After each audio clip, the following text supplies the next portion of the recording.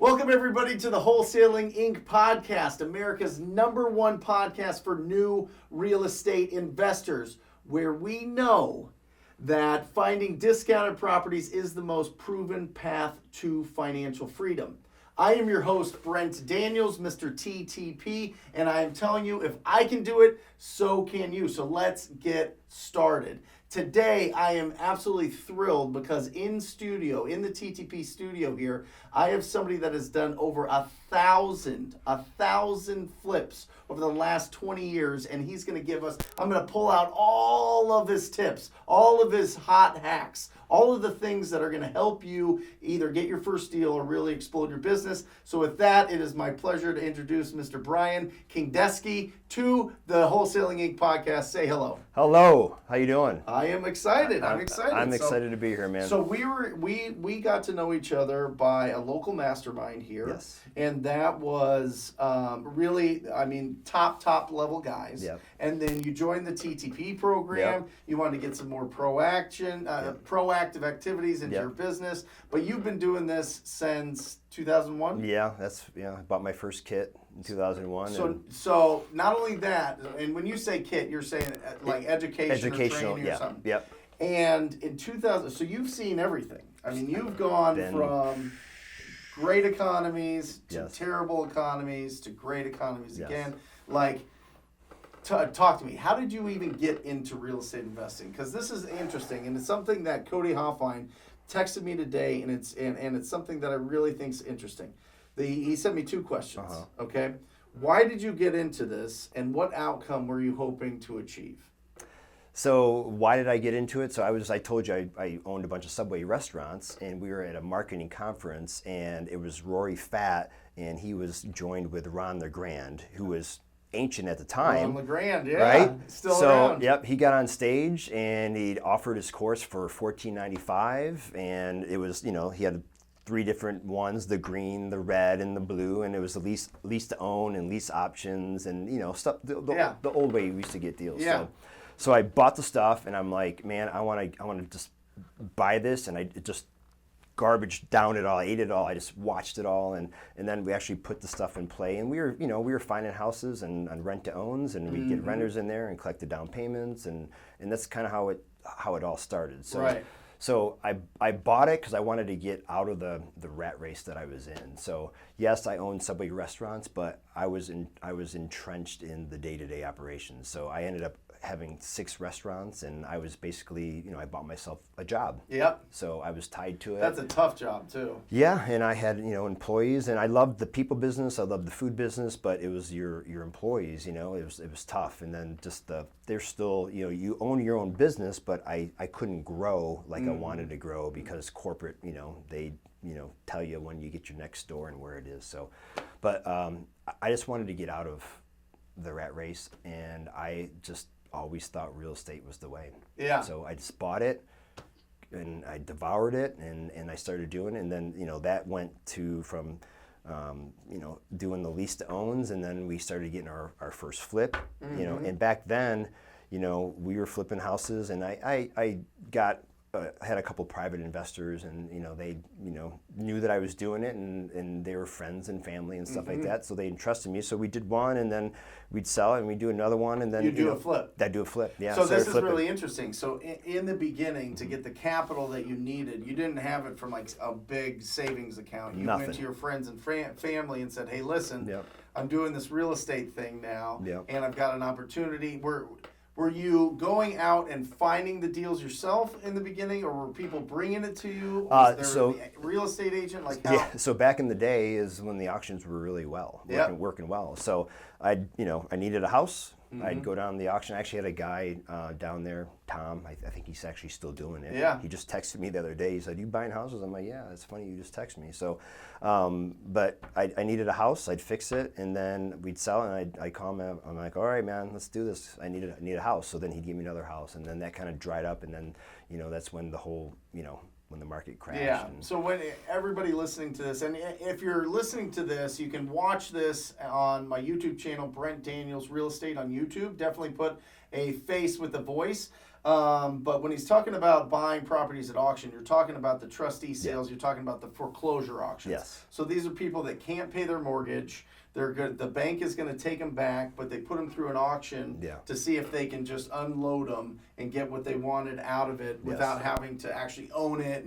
And now they own these assets, and then they have to get rid of them, right? Yeah. So you were bidding at the auction, getting some deals, flipping them, and you were just one by one. One by one, and then I got one by one, and it's more led money. to 1,000. Yes. Over 1,000.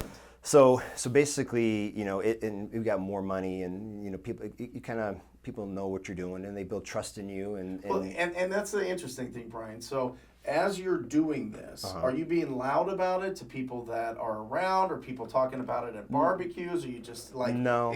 They just know that you're doing flips. Yeah, they just kind of know, and then they sometimes the investors talk and stuff like that. So it's just living life, and people know what you do, and it's like the same reason why I got into it. They want to get into it. Oh, real estate's a good investment. Yep. And it's not like the stock market where you're not tied. You don't get an actual asset. So they're happy that they can invest in a house that it's collateralized by the house, and they can foreclose on me, and they own the house. So they're happy about that. So the people that you raise money from, they actually were on title. They're the bank. Did they go on title? We own the home, okay. but they're like Bank of America or Wells Fargo. We set up a first deed. I have a whole system on how I do it to make sure they're protected because they're friends and family. I care more about them than, if I lose some money, I'm okay with that, but I don't want them to ever lose money. So I'm paranoid about that. But I don't want people to get too distracted by your flips, because this is the Wholesaling Inc. podcast. I know. And you do 5 to whatever wholesales a month, right? Yep, we do a lot of that. When did you start realizing that wholesaling was an opportunity for you? So, man, there's like we talked about before, I feel like I lived so many different lives. So we were doing one fixie flipsies at a time, and then that's when the market was taking off, And so then, we were able to get loans in our name by just breathing on a mirror. Right. Like I had so many homes in my name. My wife, who didn't have a freaking job, had loans in her name.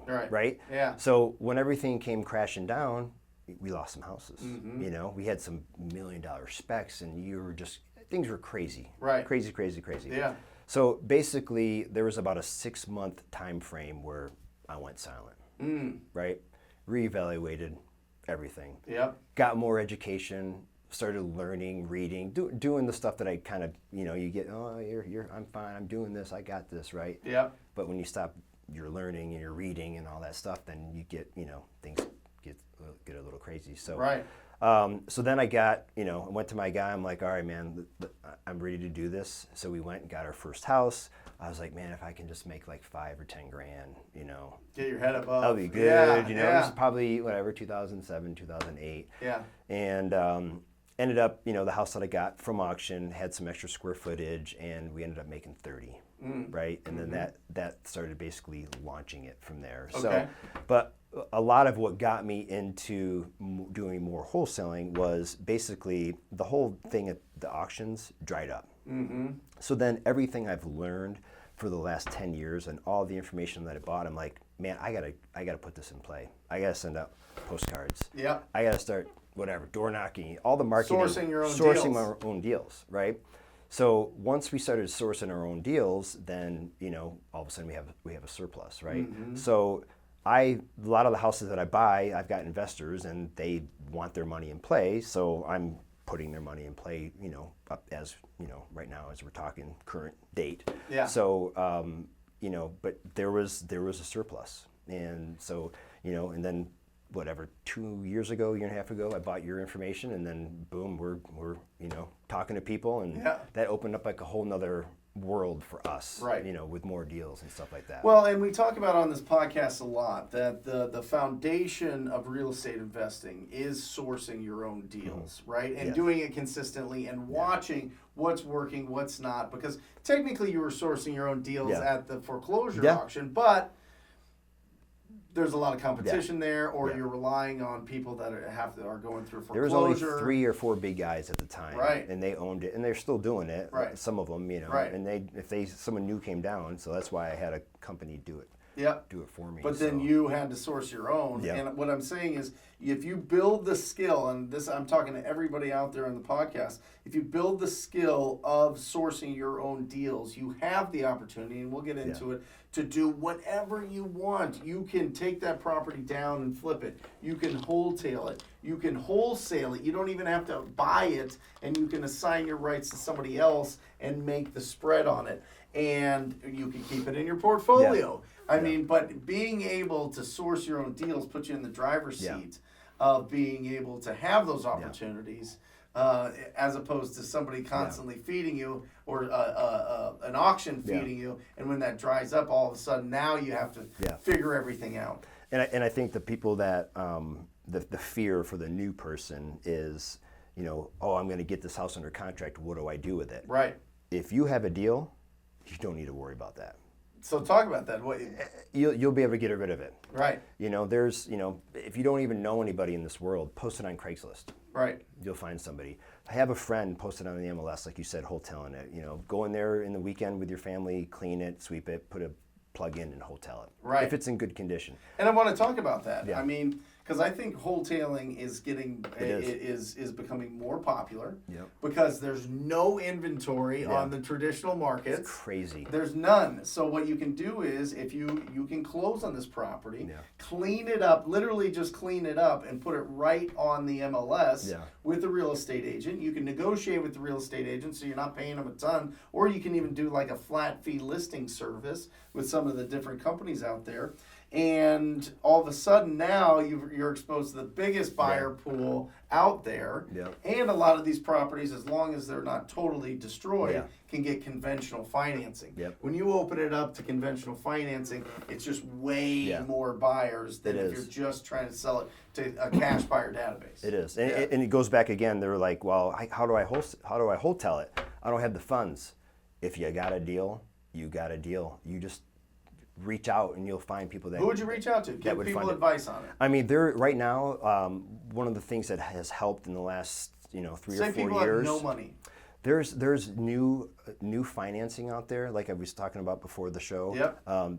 My hard money lender, one of the guys I use, he has a 90-90 program. Mm-hmm. So he funds 90% of your purchase, and then he funds 90% of the repairs. Is that just in Phoenix here? He's in Seattle also, but mainly in the Phoenix area. Okay. But I can tell you right now, I haven't looked, but I'm sure there's because there's so much money out there right now. So I'm sure there's people that have those programs on a national level. Yep. So, and we can do some digging and try to find those for out of state. But so basically, before, when you were getting in the fix and flip business, you needed a good 50, 60, 70 grand. Right. Now you can, you got 20, 25, 30 grand. You're a flipper. And that's a lot easier to raise from family and friends than the 60, 70, 80. Yeah.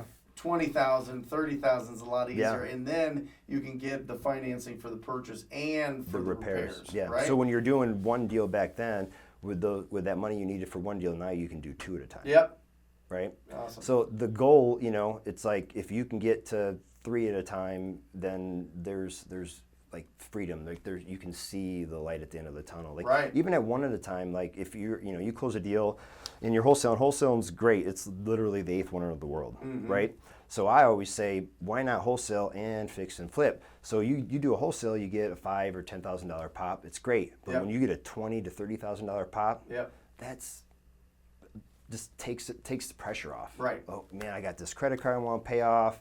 I've been dying to get my kids, whatever. I want to get out of this job. I want to get out of this job. I mean, there's so much you can do when you have those big chunks. So, and it's not, doing what I do. You've done it before. If you haven't done it, it can be overwhelming, right? Sure. So, but nowadays there's people that are doing it that can help you in short, basically break the learning curve down. So and then you got YouTube and watching all your stuff online. I mean, there's so much education now. Back when I was doing it, we didn't really have. It was you buy a 3-ring binder with kits and DVDs. You guys know what a DVD is, right? Right. And you put them in your you watch them and that's how we did it. But we had a 3-ring binder. With the pages, and we just, filled out the course and stuff, and that's how we used to do it back in the day. And we don't call it education here; we call it instruction. Instruction with Wholesaling Inc. Okay. No, but it's really interesting, and you make a point. And I just want to, I want to just explain something real quick. When Brian's talking about raising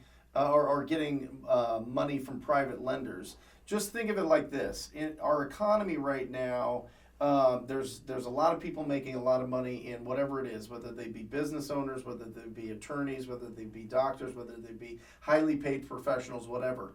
And not everybody wants to put it into the stock market. So what they do is they put it with private money lenders that'll give them whatever, a 7 to 10% return, which they love. So when he says that there's a lot of money in the market, that's where it's coming from. It's coming from the excess that people are getting from their businesses or their jobs or whatever, that the economy as it's rolling naturally produces, and that's where this money's coming, and then that's what you're using to be able to fix and flip and use that money. So that's just a kind of a little background on, well, what does he mean by there's a lot of money right now? That's what we mean by it. So how do you determine which properties you want to wholesale, which ones you want to wholetail, and which you want to flip? Because you have a different process than most. So, when I get into a deal, I can, because we've done so many, it's just like the batter, you're playing baseball, and you've been playing baseball for 20 years. How many pitches have you seen, right? Thousands. Yeah. Same with us. We've been doing it for a long time. How many deals have we seen, right? So we can analyze it, and there's areas like, I love East Valley, I love Mesa, and Apache Junction. So you send me a Mesa deal, I'm gonna buy it. I'm gonna look. I'm gonna buy it. Sometimes on the phone. I buy it without even. How many square feet? What's your cross streets? Now, did you develop this skill from experience? It's at bats, yeah. Okay. It's like you're just seeing houses. So somebody that's new, that's listening to this, how do they understand what an opportunity is? It's simple. Whether you buy it or you don't buy it, you take it from the beginning to the end. Okay. So say you're going to send somebody a deal that's new, right? They're going to look at it. They're going to analyze it. What do I think it's worth, right? No, say that somebody sourced it themselves. Okay. They pick up the phone. Okay. They cold call somebody. Somebody says, yes, I do want to sell. Yeah. Now they're looking at it as, is this a deal or no deal? That's the biggest question as we get started, deal or no deal. Yeah. Deal or no, that's easy. I know what it's going to look like as a flipper. Yeah. So as a wholesaler, it's two different worlds. But the point is, whether you should go look at every house. Okay. You should go on every appointment. Okay. And whether you get the deal or not, you're following it to the end. So say somebody else got it. What did that fixer, that guy that flipped it, actually sell it for, right? So you can see the whole picture, and you just gotta do everything all the time.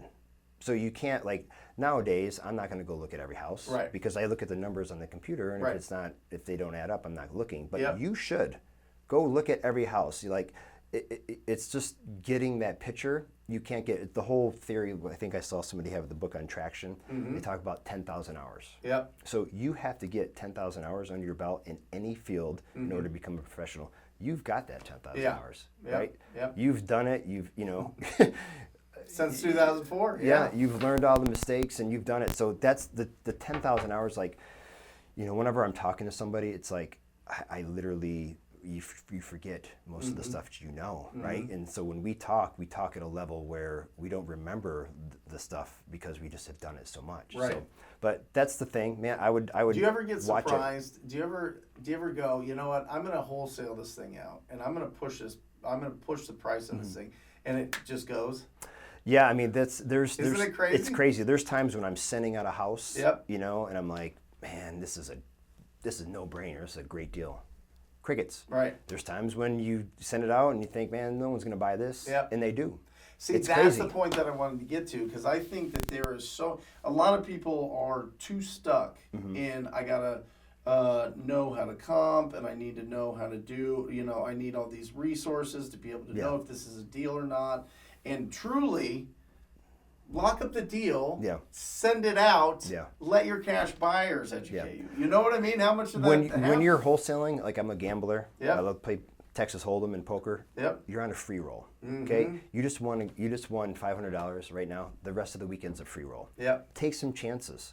You send it out, you have nothing to lose. I love that. Yeah. You have nothing to lose. Right. So back to your question. So when we go into a deal, okay, if I'm going to take the deal on, I'm buying it. As a fix and flipper, right? So I'm putting up my earnest money. So it depends on, I've got 5 or 6 crews. So I got to look at how much money do I need to put in play, what my crews can handle, and then I determine if I'm going to wholesale it or take it down. Got it. If I go to say I'm going to wholesale this one and I can't wholesale, I just take it down. Yep. So I look at it a little different. So, but again, as a wholesaler, you're thinking about the end in mind. That's a good wholesaler. Yep. Okay. Yep. So the best way, if you can make this change in your wholesaling business, if you can have the house sold before you bought it. Mm-hmm. So the way I look at it a little different than the other wholesalers. Okay. So my dad worked for Carrier. Okay. For many, many years. Air conditioning Yep. company. He was an account manager. Okay. Right? So I look at that like wholesalers, my buyers are my accounts. Mm-hmm. Right? Mm-hmm. So I rather have 5, 6, 7 guys that buy than 40,000 names on my email list. Got it. Right? And these guys, I take care of them. Okay. I take them golfing. Yep. Take them to dinner. Yep. We have fun. Mm-hmm. Right? And so they're my buyers. Yeah. So I find a house. And this is counterintuitive. It We is. talk about sending it out to everybody, right? The Keegley model of thousands and thousands Yes. and thousands. But what you're saying is, I've got relationships with these guys. Yes. Once I get it to them, I know that they're going to close. Yeah. Do you think you leave money on the table? I probably do. Yeah. but again, right. So you think about the whole account rep, okay? So you got 10 people that each person may be $100,000 client. Mm-hmm. Okay? Yep. So I take care of them, but they call me, they're like, hey man, my house is about ready to, I just fixed it. It's on the market, I got an offer, I'm ready for a new one. I'm out looking for a house for them. So you're almost reverse wholesaling. I'm reverse wholesaling. Yep. But you do that, yep.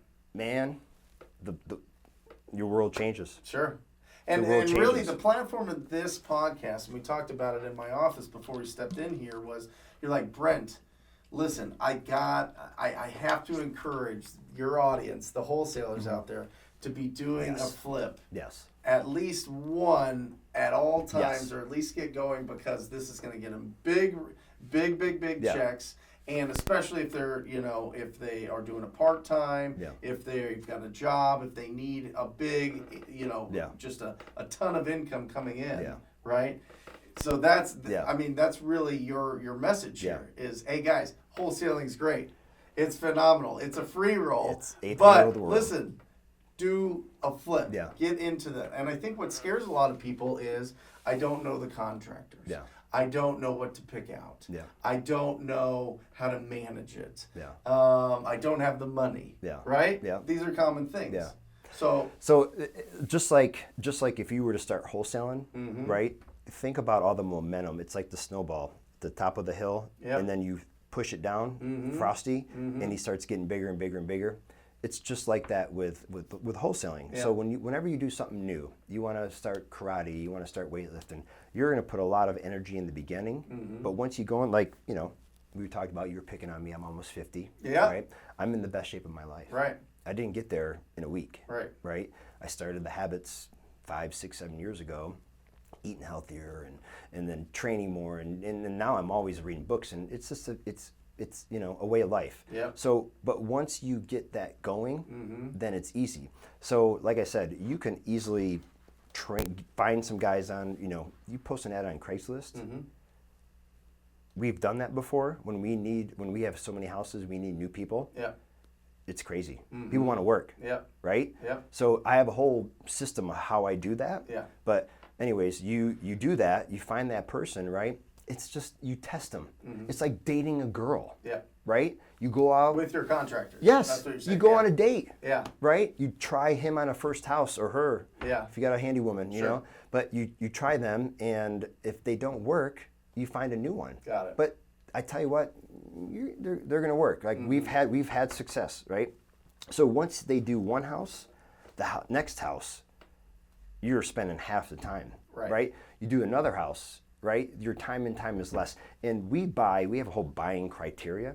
So we buy homes that, I always say, there's 1,000 people that want to buy a home. I want to appeal to all of them if I can. Right. So I don't do anything odd. Right. I don't buy in, weird areas. I don't buy 500 square foot houses. I don't buy 1 bedroom, 1 baths. I don't buy near train tracks. I buy where most people want to live. Got it. Right? Yeah. So that's rule number one. That's rule number one. Yeah.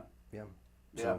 So, and talk to me, because your son just got his first deal. Yeah. Right? Well, yeah, he bought his first house for himself, for his personal residence. Okay. Yeah. Got it.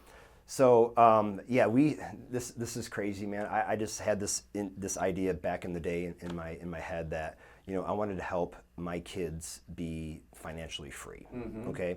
So when I went to school, I played baseball. You know, I had shoulder surgery, and so then the last year, you know, my dad lost his job, and there was a little bit of, you know, gap there that I went into student loans. I got student loans. I went into debt. Sure.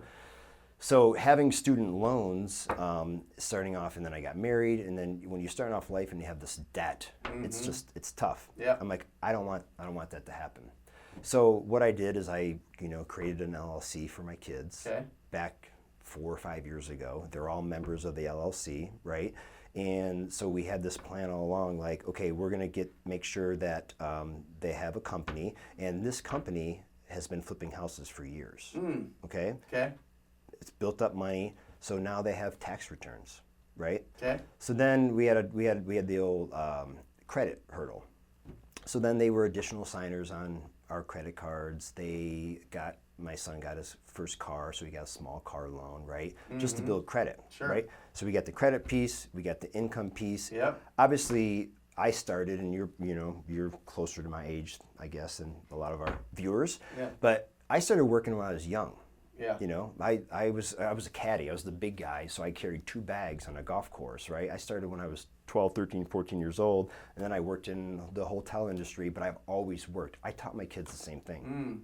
So there's no, you know, they know, like, if they want something, they don't ask me. Right. They work, and they have their own money, Yeah. right? So they've got jobs, they've got credit, they got this company, right? Incredible. So what we did was, and you got to do. There's some steps you got to make sure you're doing this the right way. But basically, the hard money lender, we found a house in Mesa that I actually bought from you guys. Yeah. Okay. Yeah. Billy Bell. Yeah. And so we bought the house. We took it down with hard money in his name. Okay. So I had my crews come in there. We fixed it. It's all the new stuff. Yeah. Grays, whites. It looks crazy, Yeah. right? Bought it for $175, right?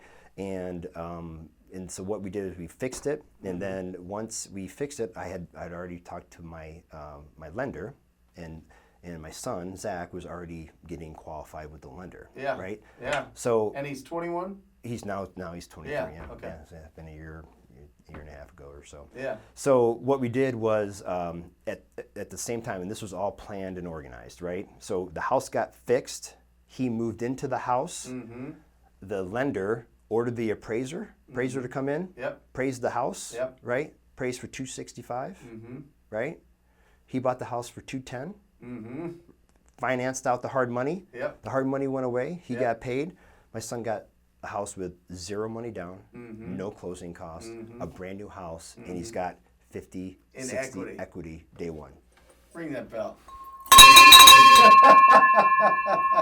That is incredible. Isn't that awesome? That's incredible. It's a true story, man. That's incredible. True story. I think that resonates with a lot of people that are looking, you know, they have small kids. Yeah. They've got this thing growing, and you put it into play. I mean, I hadn't even heard this. I mean, this is phenomenal. I mean, what It's a crazy. great, setup for, you know, what I find is when you don't have all that stress of all that debt and all that, you know, interest coming into your life, all of a sudden you get the opportunity to do the things that you really want to do, that you're really passionate about, what really brings you purpose and fulfillment, and to be able to give that to your kids, what's better than that? I mean, that's the whole goal, This right? house flipping entity Yep.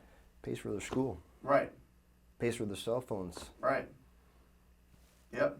It's incredible. Yeah. It's incredible. So then I don't have to pay for it, right? So, and just to give somebody an idea, how many deals a month are you doing wholesale? How many are you doing flips? How many flips you got going on right We now? have anywhere, right now we got like 25. 25 Yeah. properties that you're 25 properties. It's crazy. Yep. And I told you before the show, we had like 32, 33 Yep. going on, and it was really, really crazy. So, but yeah, and then we'll do anywhere from 5, 6, 7 wholesale deals a month also. So, you know, it's... And this is a combination of reverse wholesale. Mm-hmm. How are you getting your deals? How are you sourcing it? You know, TTP. We Yeah. do a lot of other stuff that Right. everybody else is doing. So we get from other wholesalers and MLS, and people bring us deals and postcards and SMS and RVM and all the stuff that everybody's doing. How important is it to really, like, we call it, Jameel and Pace and I call it squatting up. Okay. Right? Just really squatting up with people that you're competitive with, people that are in money, people that are entitled. People, you know what I mean? How important are the relationships that you've built to being able to keep this thing going into the future? They're key, right? So, and the other thing, if you're flipping and you look at it from that mindset along with wholesaling, so the flippers, if especially here in Arizona, it's, there's so many wholesalers. How many? I don't even know. I don't know. What would you say? I don't know. In Phoenix? Yeah, in metropolitan Phoenix area. 1,000? Maybe. So how many fix and flip guys are there? Couple hundred, maybe? Maybe. Yep. Right? So you see the math? Yep. So if you're fixing and flipping, there's opportunity, I think, right now. Awesome. Right? Because a lot of the guys that I know a lot, and like in our mastermind, they're like, oh, we used to flip, we don't do it anymore. Yep. It's too hard. Yep. Too many headaches. Yep. It is, but there's opportunity there's there. opportunity, but nothing that we do in our life. Like, so, I always say that I'm unemployable. You're probably unemployable. I couldn't go get a job. No. Right? But I've lived my last 20 years. This August will be 20 years since I bought my first Subway that I was on my own. Yeah. Right? So I've lived the whole 20 years of my life that I've financed and funded everything that life takes. You know, every vacation and schooling and every, Band-Aid and stitches for the kids and everything, cars and houses, like through our life that we created as wholesalers and fix and flip guys. It's a great life. Yeah. Oh, it's the best. Right? It's not even close. Is there times you're like, man, I wish I had that monthly check, right? Yeah. But in the beginning, you're gonna get better. Yeah. You're gonna get better. People like hanging out with people like you, right? In your community. Yeah. These people that are doing this, that are scared right now, man, there was times when I first started, I was eating filet and I was eating ramen noodles, right? And that pattern went for a while, right? And then things got better, right? And then I learned and I had better relationships and I started figuring things out, better systems and automations, right? And then now your income, you can expect it, right? Just like what you do. You teach this, right? You get the education that you provide, right? And then all of a sudden it's a numbers game. You make this many calls, this many leads, this many appointments, this many deals, right? So it's the same thing. So then it's predictable. And so that it's scary, but man, we're examples that you can do it. Right? It's not the easiest. There's times when I'm stressed. There's times when the guy that works at, whatever job, 9 to 5, he goes home. Right? It's not for everybody. He goes home and he wants to, drink a beer and watch a game, right? We're sometimes answering the phone. Not people that are listening to this podcast. It's not. But you know what I'm saying. It's a small segment of the population. We're crazy. It is, but there's time you're gonna have to work at night sometimes. Right. Is what I'm saying. Yeah, sure. It's not like on Saturdays I go look at houses. There's time on Sunday when if a deal comes up, I'm gonna go look at the deal. Listen, if I want a shot of dopamine to my brain and get me pumped up at 7:30, 8 o'clock, whatever at night, it would be when the calls were coming to me, somebody saying, hey, I just signed the contract. Oh my gosh. Hey, I'm ready to sell it now. Oh my gosh, it's so exciting. I don't care what time of day it is. It just excites your life. Because one, you're solving the problem with the seller. There has to be a problem. And two, you have the opportunity to match it up with amazing people that are going to do a fix and flip or keep this in their portfolio or whatever it is. It's just it's the best business ever. It is. Let's touch it because you did something incredible. You put all of your 1,000 deal knowledge into a package that people can check out at fixandflipforlife.com.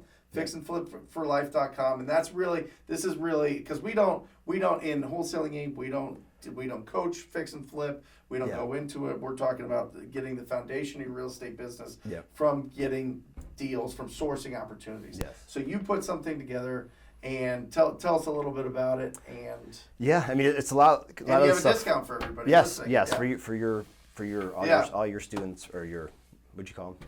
Educators. Just the Rhino tribe. I can't. The tribe. Yeah. So yeah, I mean, a lot of the stuff that we talked about, it's in there. So we're going to show you how to source the money. We're going to show you how to find the deals. A lot of the stuff we use is what you use. Sure. We're going to show you how to find the contractor. We're going to show you what education to get and books and stuff that are good sources to basically get your mindset right. Yep. And then we're going to show you how to build a team. Awesome. Like a lot of it in our business, you have a good team, and that's the difference between being a solopreneur and then making it to the next level. Not getting those phone calls at night was that transition of the team. Like so, the team that I have around me is an awesome team. Yep. Right. Yep. So and it's a process of you letting go and building that team. So. It's something that I've wanted to do for years. Yep. Like I feel like all the mistakes that I made and everything and the story that I have, I feel like I just wanted to put Awesome. in information together to basically help people out. Yeah. Like if I had this information when I started, so the Millionaire Real Estate Mindset, the Mastermind book or whatever it's called. Yeah. Losing it, but he has a chart in there about the Millionaire Real Estate Investor? Yes. The Yeah. Gary Keller Yes. book? Yeah. Okay. Yeah. So he talks about that chart in there where there's the zero and then there's up top, and he talks about when you're getting stuff like education, you're starting here instead of starting here. I started here. Yep. You probably did too, right? Yep. Did you Yeah. have help in the beginning? Yeah. Were you smart enough? I wasn't. I got a coach right away. I wasn't. I got a coach right away, so that was yeah. This is why he's here and I'm here, right? No, that's great. So this is a question, and I haven't even really prepped you for this, but Okay. this is a question that people love me to ask, and I love asking it just to Okay. kind of get your response, because everybody's is kind of different. Yeah. Okay. I drop you in the middle of Iowa. Okay. Let's say Davenport, Iowa. Yeah. Okay. You don't have any buyers. You don't have anything. I give you $500 and a cell phone. Okay. How do you get your first deal?